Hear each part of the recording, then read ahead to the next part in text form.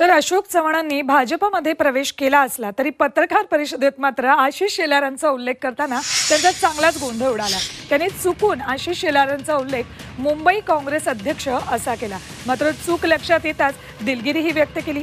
काँग्रेसमध्ये बरीच वर्ष राहिल्यामुळे सवयीप्रमाणे बोलून गेलो, आपल्याला सांभाळून घ्यावं अशी विनंतीही त्यांनी पत्रकारांना केली आहे।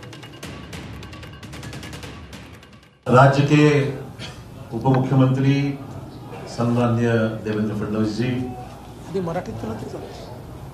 महाराष्ट्राच्या भाजपाचे अध्यक्ष श्रीमान बावनकुळे जी, मुंबई काँग्रेसचे अध्यक्ष मुंबई भाजपचे सवयीचा परिणाम आहे।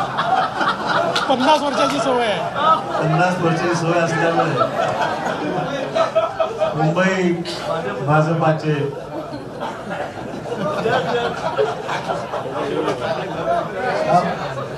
पहिली प्रेस कॉन्फरन्स भाजपाच्या कार्यालयामध्ये होत आहे।